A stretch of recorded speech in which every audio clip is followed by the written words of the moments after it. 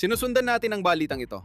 Ang 16 anyos na stepbrother ng teenager mula Florida na natagpuang patay sa Carnival Cruise ay nililitis bilang adult. At hindi lang siya nahaharap sa kasong first-degree murder, nahaharap din siya sa kasong aggravated sexual abuse. Nililitis ng mga federal na otoridad si Timothy Hudson bilang adult, pero malaya pa rin siya at hindi nakakulong. Tinitingnan natin kung gaano kabilis magbago ang sitwasyon dahil sa bagong inilabas na dokumento ng korte.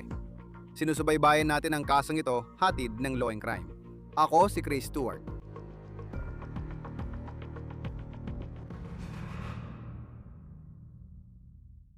Sige, simulan na natin. Malaking balita ito sa kasong inaabangan ng marami. Si Anna Kepner, ang kanyang stepbrother ay kinasuhan na bilang isang adult sa kasong federal na pagpatay at pinalalang kasong sexual na pang-aabuso. Si Anna Kepner ay 18 taong gulang at natagpuang patay sa kanyang silid sa isang Carnival cruise ship noong Nobyembre 2025. At sinasabi na ngayon ng pulisya na ang sarili niyang stepbrother, na ngayon lang natin pinapangalanan dahil nililitis na siya bilang adult, si Timothy Hudson. Ayon sa ulat, kasama raw niya si Anna Kepner sa silid. May mga bagong dokumento na tayo mula sa korte, kaya may lumitaw na interesanteng tanong. Ngayon, lantad na ang mga kasong ito at nakikita natin kung gaano kaseryoso ang mga ito. Ito ang opisyal na sakdal, at si Timothy Hudson ay sinampahan ng kasong pagpatay at aggravated sexual abuse. Sinampahan siya ng kaso noong Pebrero bilang menor de edad at nakatira kasama ang isang kamag-anak. Ngayon na pampubliko na ang mga kasong ito sa adult court, mapapaisip ka kung gaano kalaki ang tsansang makulong siya habang umaandar ang kaso. Makikipag-usap ako sa isang dating state attorney mula sa Florida para tulungan tayong sagutin ang tanong na yan dito sa ilang sandali. Gusto kong talakayin kung paano nabuo ang kasong ito nitong mga nakaraang buwan. Dahil matagal din nating hinintay ang araw na ito. Balikan natin ang Nobyembre 7, 2025 na magsimula ang barkong Carnival Cruise Horizon pauwi sa Miami. Sa isang stateroom ng barko, natagpuan ng crew ang 18 taong gulang na si Anna Kepner na patay. Hindi siya dumalo sa almusal at nag-alala ang pamilya niya. Pagpasok ng crew, nakita siyang nakabalot sa kumot, tinakpan ng mga salbabida, di umano, at isiniksik sa ilalim ng kama. Nagpa siya ang Miami-Dade County Medical Examiner na ang sani ng kanyang pagkamatay ay mechanical asphyxiation dahil sa armbar. Nasakal siya hanggang mamatay, ayon sa autopsy. Narito ang nalalaman natin kay Anna Kepner at ang mga pangyayari na humantong sa pangyayaring ito noong Nobyembre 7 sa cruise ship. Taga Titusville, Florida siya, 3 oras hilaga ng Miami at dating cheerleader. Balak niyang sumali sa Navy matapos mag-high school. Kasama siya sa cruise bilang bahagi ng pinagsamang pamilya na nagsisikap magsimula ng bagong tradisyon. Kasama niya ang kanyang tatay, madrasta, 2 anak ng madrasta at mga lolo at lola. Ngayon, isa sa mga anak ng kanyang madrasta, isang 16 na taong gulang na lalaki, si Timothy Hudson. Ngayon, ito ang itinuro ng mga investigador. Magkasama sina Anna at Timothy sa stateroom kung saan siya di umano natagpuan. Ayon sa record ng korte, ipinakita ng surveillance video na sina Anna Kepner at Timothy Hudson lang ang pumasok o lumabas noong gabing yon. Ilang buwan nang tahimik ang FBI tungkol sa kasong ito. Pero sa isang kakaibang paraan, nalaman natin kung paano umuusad ang investigasyon dahil sa isang hindi kaugnay na kaso ng kustodya na kinasasangkutan ng madrasta ni Anna Kepner at ng kanyang dating asawa. Ito ay tungkol sa kustodiya ni Timothy Hudson at ng kanyang nakababatang kapatid na lalaki. Nalaman din natin sa kasong yon na inamin ng ina ni Timothy na nakalimutan niyang bigyan ng gamot sa insomnia si Timothy ng 2 magkasunod na gabi sa cruise. Kabilang ang gabing namatay si Anna. Mapapaisip ka, paano makakaapekto ito sa depensa habang umaandar ang kaso? Pagkatapos, dumating ang Pebrero. Doon unang nakita si Timothy Hudson na pumasok sa federal court. Pero hindi pa namin alam noon kung tungkol saan ang pagdinig. Diretsang tinanong ng mga reporter paglabas din ng korte kung siya ang pumatay sa stepsister niya. Pero hindi siya sumagot at tahimik din ang kanyang abogado. Tahimik silang umalis, nakayuko si Timothy na natatakpan ng sombrero at hood. Hindi malinaw ang nangyari sa korte noong araw na yon dahil nakasilang kaso. Menor de edad pa siya noon. At ang tanong ng lahat, maaari ba siyang usigin bilang menor de edad at palayain sa 21 kung mapatunay nagkasala? O ililipat ang kaso sa korte para sa mga nasa hustong gulang? At ngayon, nakuha na natin ang sagot at dumating ito bilang isang malaking balita dahil may mga bagong inilabas na dokumento mula sa korte na nagbabago sa pananaw kung paano maaring umusad ang kasong ito. Ayon sa superseding indictment na isinampa noong Marso 10 sa Federal Court sa Miami, na ngayon lang inilabas, formal na kinasuhan ng isang federal grand jury si Timothy Hudson ng first-degree murder na inaakusahan si Hudson na ayon sa dokumento, sinadya at labag sa batas na isinagawa at tinangkang isagawa ang pagpatay. Iyon ay sinadyang, planado, at malisyosong pagpatay kay AK, Anna Kepner, na may masamang intensyon. Ibig sabihin, pinlano ito at hindi biglaan. Ang ikalawang bilang ay malubhang sexual na pang-aabuso. At sasabihin ko sa iyo, dahil habang sinusubaybayan natin ang kwento, may mga ulat na lumabas na nagsasabing, ayon sa autopsy, walang palatandaan ng sexual na pananakit kay Anna Kepner. Pero mukhang ibang paniniwala ng mga otoridad dahil sa napakaseryosong kasong ito na maaari ring humantong sa habambuhay na kulong kung mapatunay ang nagkasala. Alam kong mahaba pa ang ating lalakbayin. Sa isinampang kaso, sinasabi na si Hudson at quote, ay sinadyang pinilit si AK na sumailalim sa isang sexual na akto at ginawa ito sa pamamagitan ng dahas laban kay AK. Sa ilalim ng batas federal, mabigat ang bigat ng kasong ito. At ito ang dahilan kung bakit nagawa ng mga piskal na usigin siya bilang nasa hustong gulang. Ang pinakamabigat na parusa para sa parehong kaso ay habambuhay na pagkakakulong kung mapatunay ang nagkasala. Pero muli, mahaba-haba pa ang proseso tungkol dito. Gusto ko ring linawin ng mga paratang pa lamang ito sa ngayon. At si Timothy Hudson ay ituturing na inosente. Mahalaga ang kasong ito sa batas dahil 16 na taong gulang lang si Hudson nang di umani mangyari ang lahat ng ito. Pero ngayon, nililitis siya bilang adulto. Noong Abril, 10 naging pinalang desisyon ng ipag-utos ng federal na hukom na ilipat ang kaso sa paglilitis ng adulto at buksan ang buong record ng korte. Ngayon, alam natin kung gaano karami ang ebidensya ng gobyerno sa kaso. Ayon sa isang discovery filing na binuksan din ngayong araw, ibinigay na ng mga federal na tagausig sa depensa ang ebidensya. Autopsy, mga litrato at x-ray, ang buong ulat ng medical examiner na may mga tala at ang extraction ng cellphone ng isang tao na pinaniniwala ang ama ni Anna. 4 na body camera video mula sa mga deputy ng Miami-Dade Sheriff at timeline ng FBI na ginawa ng espesyal na ahente sa kaso. At meron din silang mga FARO file, FARO. Ang mga yon ay mga larawang mula sa 3B na teknolohiya sa rekonstruksyon ng crime scene na di umano'y nagpapakita kung paano natagpuan ang katawan ni Anna sa kubo. Mahalaga ang lahat ng ito pagdating sa pag-usad ng kasong ito. At nagpapahiwatig ito na ang gobyerno ay bumubuo ng isang napakadetalyadong kaso. At ngayon, para lubos nating maintindihan ang kaso, pag-usapan natin ng kaunti ang tungkol sa pamilyang ito at ang mga dinamika na nangyayari dahil medyo komplikado ito. Meron kang ama ni Anna, si Christopher Kepner, na nagpakasal sa isang babaeng nagngangalang Chantel. At si Chantel ang tunay na ina ni Timothy Hudson.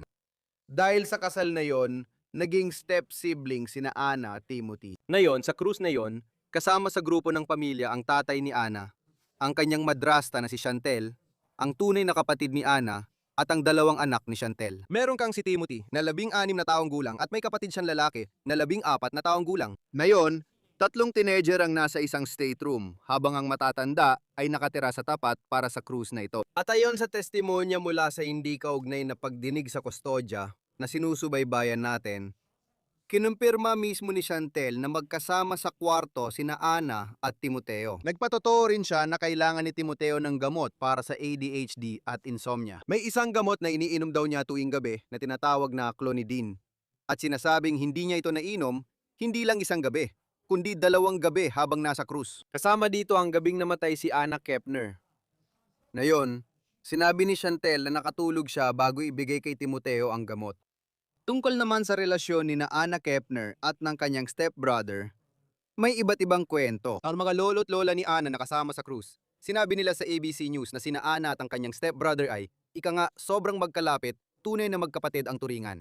Pero meron ding tatay ng isa sa mga dating nobyo ni Anna na nagkwento ng ibang bersyon sa Inside Edition. Sinabi niya na si Timoteo ay, ika nga, obsessed kay Anna. Inapusahan din niya na may dalang kutsilyo si Timoteo at minsan daw ay umibabaw si Timoteo kay Anna habang natutulog ito. Sobrang takot ni Anna kay Timoteo kaya natutulog siya sa bahay ng kaibigan para makaewas ayon sa ama. Ngayon, di natin alam kung alin ang totoo sa mga bersyong yan. Hindi natin alam kung anong bersyon ang pinaniniwalaan ng investigador.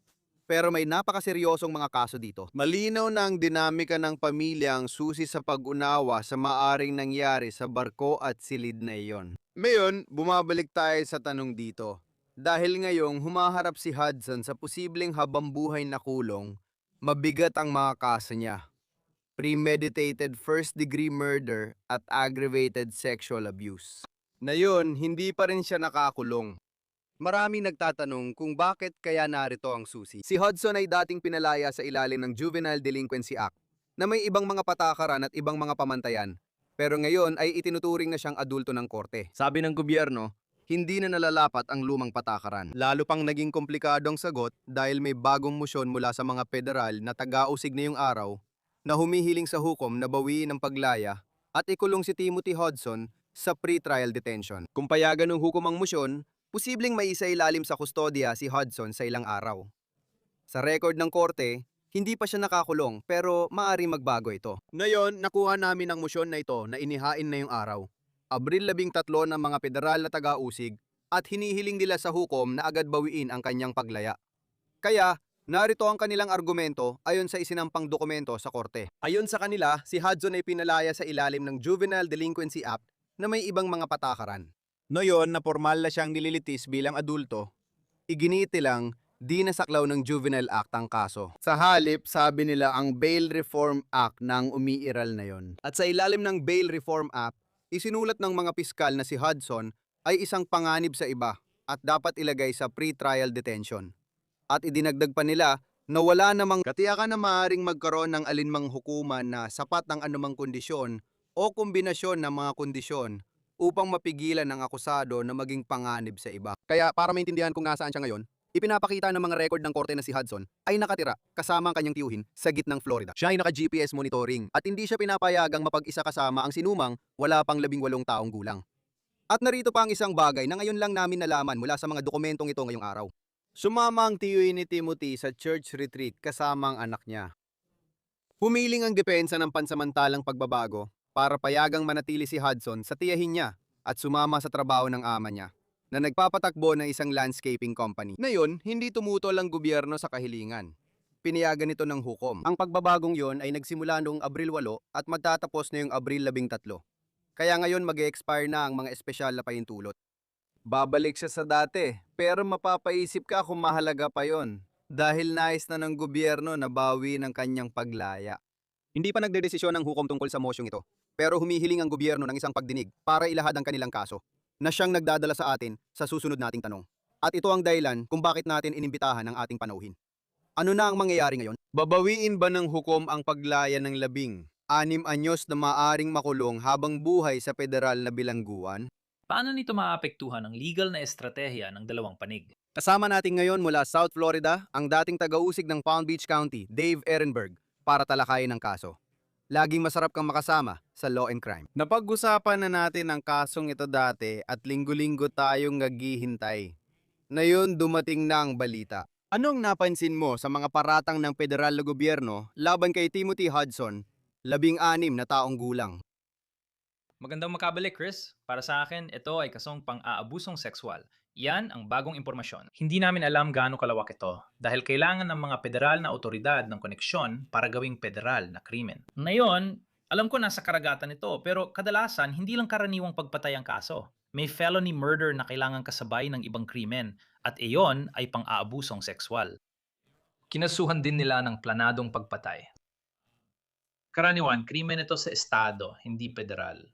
Para sa akin, pinakamalaking gulat ang paratang ng pang-aabusong sexual. Akala ng mga tao dahil magkapatid sila, malabong mangyari yon. Pero tandaan, stepsister niya yon. At may ilang mga paratang na alam natin tungkol sa stepbrother. Ang mga paratang ay ginawa ng ex-boyfriend ng biktima na naghinala ng masama tungkol sa lalaking ito. Ngayon, malamang may sapat na ebidensya ang federal na otoridad para magsampa ng paso dahil dapat nilang mapatunayan ito sa hurado ng lampas sa makatwirang pagdududa. Oo, gusto ko lang balikan kasi may ilang ulat na lumabas habang lahat ay sumusubok intindihin ng kaso na walang palatandaan ng sexual na pag-atake. Sabi ng BOJ, mukhang hindi totoo yun dahil naniniwala silang meron. At pagkatapos, oo, meron kang kwento tungkol sa stepbrother at mga taong nagsabi na sa kanilang mga salita parang, sa tingin ko, may pagkahumaling kay Anna Kepner ayon sa kanila. At parang nakikita mo na itong nangyayari. At sa ngayon, wala pa tayong criminal complaint na naglalatag ng eksaktong kwento. 16 na taong gulang siya at alam mo, menor de edad ka pa hanggang mag-18 ka kadalasan. Bakit siya lilitisin? Alam kong mabigat ang mga krimen, pero ano ang basehan para litisin siya bilang adult at hindi menor de edad? Una, bawal sa konstitusyon na hilingin ang death penalty laban sa isang menor de edad, kaya imposible yon. Pero bakit gusto nilang idemanda siya bilang adult? Dahil mas handa ang sistemang pang-adulto na hawakan ng isang umano'y napakamarahas na krimen na ganito. Kasi kung katasuhan ka bilang menor de edad, karaniwan hanggang edad 21 lang ang saklaw ng sistema para sa mga menor de edad. Pinag-uusapan dito ang taong napatunayang nagkasala pero palalayain pagdating ng 21 taong gulang. Hindi handa ang sistemang ito para sa ganitong kaso. Mas malaya ang sistema para sa matatanda kung saan maaari nilang magbigay ng parusa at rehabilitasyon sa isang tao. Maaari nilang pagsamay ng sentensya. Pwede siyang maglingkod ng ilang panahon sa pasilidad ng kabataan, tapos ililipat sa pasilidad ng matatanda. Pero kung sa korte lang ng kabataan siya lilitisin, nililimitahan mo ang iyong jurisdiksyon at halos sinisiguro mong hindi makakamit ang hustisya dahil makakalaya siya sa murang edad. Alam mo, malaya pa rin siya mula nang mangyari ang lahat ng ito. Noong Nobyembre, inilabas daw ang katawan ni Anna Kepner mula sa barko. At tingin ko, Nobyembre, 6 siya pinatay. At mula noon, hindi pa siya nakakulong. Alam mo, nakita namin siya sa korte sa Miami noong Pebrero, sa tingin ko. At doon siya kinasuhan bilang menor de edad. Nakatira siya sa isang kamag-anak habang nangyayari ang lahat ng ito. Ngayon, nililitis na siya bilang adulto. Alam ko ring nagsampa ang DOJ ng motion para makulong siya habang naghihintay ng paglilitis. Posible kaya ito? Dahil ito, ibig kong sabihin, ito ay dalawang napakabigat na kaso na kinakaharap niya na kahit siya ay 16 na taong gulang pa lang, maaari siyang makulong habang hinihintay ang paglilitis habang dumadaan ang kasong ito sa sistema ng korte para sa mga adulto. Tama. Nasa hukom na iyon. Dahil mabigat ang mga kaso ngayon, malamang hindi siya palalayain para makauwi at manirahan sa kanyang mga magulang. Ibig ko sabihin, sa pangkalahatan, kapag nahaharap ka sa kasong first-degree murder, hindi ka talaga makakalaya bago ang paglilitis. Ngayon, ang pangkalahatang patakaran ay may pagkiling sa pagpapalaya bago ang paglilitis. Pero kung may posibilidad na tumaakas ang isang tao o may pang-anib siya sa komunidad at kung kinasuhan ka ng sexual assault at pagpatay, malinaw na banta ka sa komunidad. Hindi ka talaga palalayain bago ang paglilitis. Kaya kahit na menor de edad pa siya, dito ay tuturing siyang parang isang adulto sa korte ng mga adulto. Malaki ang pagkakaiba ng federal court system kaysa sa Florida, tulad ng Miami-Dade County. Ito nilitis. May kamera at access sa courtroom doon. Ano pa ang ilan sa mga ibang pagkakaiba habang dumadaan na ito sa adult court system na maaari nating makita kumpara kung ito ay nililitis sa district court? Ibig mo bang sabihin kumpara sa state court? Kung siya ay nilitis, halimbawa, ng state attorney ng Miami-Dade County, paano yan mangyayari kumpara sa kung paano ito mangyayari ngayon na siya ay nasa, sa tingin ko, Southern District of Florida Court? Kung nilatis ka sa juvenile court, lihim ang mga pagdinig at ang focus ay sa rehabilitasyon, hindi parusa. Ngayon sa adult court, nakatutok na sa parusa. Bukas na ito sa publiko. Magkakaroon ng access ang publiko sa mga dokumento at malalaman nila ang higit tungkol sa taong ito kaysa kung nasa juvenile court siya. Dahil nililitis siya sa federal court at hindi sa state court, walang kamera sa korte. Sa palagay ko, advantage ito para sa depensa. Dapat payagan ng federal court ang mga kamera sa korte para sa mas malaking transparency, lalo na ngayon na maraming maling impormasyon at conspiracy theory. Dahil lilitisin siya bilang adulto, mas magiging bukas sa publiko ang impormasyon kaysa kung menor de edad siya nilitis. Pero dahil siya ay nasa federal court, hindi sa state court, walang mga kamera sa loob ng korte. At pagdating sa posibleng depensa niya at ilang mga ulat na lumabas, isa dito ay sinabi raw niya, sa pagkakaalam ko ay nabanggit ito ng kanyang mga lolo at lola sa isang panayam, na hindi raw niya maalala ang mga nangyari. Na parang nawalan siya ng malay. Alam natin na may issue raw tungkol sa gamot sa insomnia na iniinom niya. Alam natin ito batay sa ilang prosesong kustudiya sa pagitan ng kanyang nanay at tatay. Pero sa argumento na nawalan siya ng malay, tila itinuturo ng mga piskal na pumasok siya sa kwarto kung saan natagpuang patay si Anna Kepner. At pati yung ilang forensic ebidensya, lalo na kaugnay ng umano'y sexual na abuso, na di pa natin alam ngayon. Paano kaya magagamit ang depensang yon, alam mo, ng kahit sinong abogadong kumakatawan sa kanya? Oo, ilalahad ng depensa ang personal na kalagayan at mga gamot na hindi na ibigay. Pero tinitingnan ng batas ang kabuuan ng ebidensya. Kaya magkakaroon tayo ng 7 araw na paglilitis dito. Malamang doon ipapakita ng prosekusyon ang libo-libong pahina ng ebidensya. Na-download na nila ang datos sa mga cellphone. Magkakaroon sila ng testimonya ng mga saksi. At ipapakita nila na hindi lang may ebidensya ng pagpaplano niya, kundi ipapakita rin nila ang mga ginawa niya pagkatapos ng krimen kung saan sinubukan niyang takpan ang kanyang mga bakas. Sinubukan niyang itago ang bangkay. Ang mga bagay na yon ay nagpapakita na hindi ito isang pagkakamali. Hindi ito dahil nagkaproblema ang mga gamot. Ito ay dahil pinlano niya ito at pagkatapos ay sinubukan niyang itago. Kaya magiging mahirap para sa kanya na makaiwas dito. Kahit mapaniwala niya ang hurado na walang plano, nililitis pa rin siya sa felony murder. Ang felony murder ay kapag pumatay ka habang gumagawa ng isa pang mabigat na krimen. At yon ang sexual na pag-atake. Hindi naman kailangan dito ang premeditation para makulong habang buhay ang taong ito. Alam ko may ulat na nagpunta siya sa ospital ayon sa panayam ng kanyang mga lolo at lola. Sa tingin ko, sa ABC News ito. At pagkatapos, maraming impormasyon tungkol sa kung paano umuusad ang investigasyon batay sa alam nila na nailabas na sa publiko. Pumunta siya sa ospital at sinuri. Pagkatapos, nalaman naming inamin ng kanyang ina na hindi niya naibigay ang gamot sa insomnia noong gabing yon. Yung katotohanang nahaharap pa rin siya sa mga kasong ito. Ano ang sinasabi niyan sa iyo tungkol sa trabaho ng mga investigador sa proseso at sa pantingin nila sa kanyang kalusugan sa pag-iisip, sa pag-alam kung may diagnosis ba siya ng anumang kondisyon? At ngayon, naharap pa rin siya sa mabigat na kaso dahil umano sa ginawa niya sa kabinang yon. Sa tingin ko, mahalaga sana ang cellphone. Alam mo, kumuha sila ng datos mula sa cellphone ng taong ito at ng iba pa para makuha ang buong larawan ng nangyayari. At sa tingin ko, maring nagbigay ang digital na ebidensya ng patunay na may pagpaplano, may intensyon. Mahalaga ang mga search history. Ano ang hinanap niya bago mangyari ang lahat? Sino ang kausap niya? Ano ang sinabi niya pagkatapos? Susuriin nila ang maraming bagay para ipakitang pinag-isipan nito. Hindi lang basta reaksyon dahil walang gamot na ibinigay. Kaya tingin ko, mahirap para sa kanya magtagumpay sa insanity defense o depensa na hindi niya alam ang ginawa niya. Hindi ito planado o pinag-isipan. Reaksyon lang, parang may halimaw na pumasok sa katawan ko. Sa tingin ko, mahirap ito dahil pag tinakpan mo ang krimen mo, hindi na ito mukhang biglaan. Kapag nagsimula ka ng pagtakpan ng mga bakas mo, parang pinlano mo na talaga ito. Bilang abogado ng depensa, gaano ka nagulat sa nangyari ngayon? Gayong na-indict na siya noong Pebrero sa kasong pagpatay. Alam mo nang lahat ng ito noon pa. Ibig kong malaman kung ano ang nararamdaman ng akusado at ng team niya sa puntong ito, lalo na matapos ang Pebrero, kung kailan nalaman na ang mga kasong haharapin niya. Nasa hukuman pa ito para sa mga minor de edad noon. Sa tingin ko, nakakagulat na kasama doon ang kasong sexual assault. Hindi kami sigurado dahil alam naming may pagpatay na nangyari.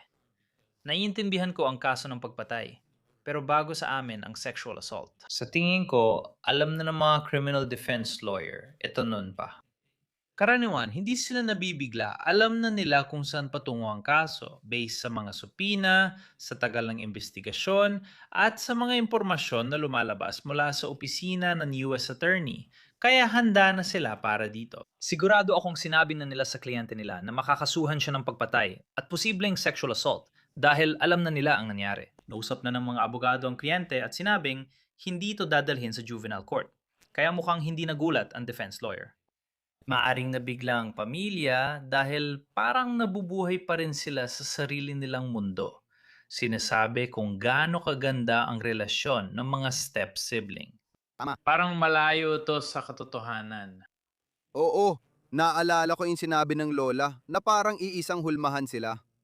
Pero ngayon, sa mga paratang, Mahirap ng paniwalaan yon. Siyempre, madalas magkaiba talaga ang itsura ng isang tao sa harap ng pamilya nila at sa totoong buhay. Kung mapapatunayan siya, bago ko talakayin ang posibleng parusa, iniisip ko lang para sa mga piskal, kasi may video kayo sa kanya. Pumasok ang babae sa kwarto, siya pumasok, at natagpuan siya kinabukasan ng umaga. under the Sa ilalim ng kama sa kabin at umalis siya sa kwarto. Kung titingnan mula sa labas, parang malinaw at madaling kaso ito. Sigurado kaya ang mga piskal ngayon? Alam ko namang walang kaso na 100% sigurado. Pero parang napakadiretso ng kwento na pwede nilang ilahad tungkol sa nangyari sa loob ng kwarto na yon. Oo, siya ang huling tao na nakita sa kanya ng buhay. Siya rin ang huling kasama niya. Nasa cruise ship ka, hindi naman gubat. Maraming kamera sa paligid. May access card para matukoy kung sino at kailan ginamit. Mahirap makalusot sa ganitong krimen sa cruise ship. Nang tanungin siya tungkol sa ginawa niya nung nakaraang gabi, sabi niya hindi niya maalala. Hindi ito sasabihin ng inosente. Kaya tingin ko, nahuli na talaga nila ang taong ito. Malaking tanong kung magagamit niya bilang dahilan ng gamot at ang edad niya. Dahil menor de edad siya para sa kanyang kapakinabangan. Pero mukhang hindi. Hindi. At ngayon, kung sakaling mapatunayang nagkasala siya sa mga kasong ito, at titingnan natin kung paano mangyayari ang lahat, habang buhay na pagkakakulong ang pinakamataas na parusa sa parehong kaso na kinakaharap niya. Kahit 16 o 17 taong gulang, mapupunta pa rin sa federal na kulungan. Ano kayang buhay ang haharapin ng ganong kabata kung mapatunayang nagkasala sa seryosong kaso? Pinapahintulutan ng batas ang habambuhay na kulong para sa menor de edad. Pero hindi ang death penalty at may mahaba pa ring proseso bago ito mangyari. Kailangan mapatunayan muna ang mga espesyal na sirkumstansya para sa menor de edad bago matukoy kung nararapat ang habambuhay na kulong. At saka, may pagkakataon din na maaring makalaya ang taong iyong balang araw dahil may pagkakataon silang marepaso ang kaso nila sa hinaharap. Hindi ito habambuhay na kulong na walang parol, pero habambuhay pa rin at hindi siya makakalaya kahit sa pinakamagandang sitwasyon. Kung mapatunayan nagkasala at habambuhay ang sentensya, hindi siya makakalaya sa loob ng mga dekada. Mas mabuti yon kaysa sistema para sa mga menor de edad dahil kung doon siya napatunayang nagkasala, malamang makakalaya siya pagdating ng 21. Anong masasabi mo sa takbo ng mga pangyayari? Alam kong mabagal ang proseso sa federal na sistema. Namatay si Anna Kepner noong Nobyembre 6 ayon sa otoridad. Ngayon, kalagitnaan ng Abril, nahaharap na siya sa kaso bilang adulto. Ano masasabi mo sa naging takbo ng mga pangyayari bago umabot dito? Isang beses lang pwedeng magsampa ng kaso ang piskal dahil may mabilisang paglilitis na agad nagsisimula. Kung magsampa ka ng kaso ng hindi handa, maaring gamitin ng depensa ang patakaran ng mabilisang paglilitis at mapipilit ang humarap kahit hindi pa kumpleto ang kailangan mo. Ayaw nila mangyari yan, lalo na't pagpatay ang usapan. Mas mabuting bagalan at ipagpaliban muna sa simula kaysa hayaang makalaya sila habang buhay sa huli. Oo, at titingnan natin kung anong mangyayari. Malino na malaking balita ito ngayon. Dave Ehrenberg, laging ikinatutuwa naming makasama ka dito sa Law and Crime. Salamat sa pagsama mo sa amin. Salamat din sa pag-imbita sa akin. Dito nagtatapos ang On The Case mula Law and Crime. Mag-subscribe sa amin sa YouTube at Spotify at nakastream din kami sa Peacock. Ako si Chris Stewart. Hanggang sa muli.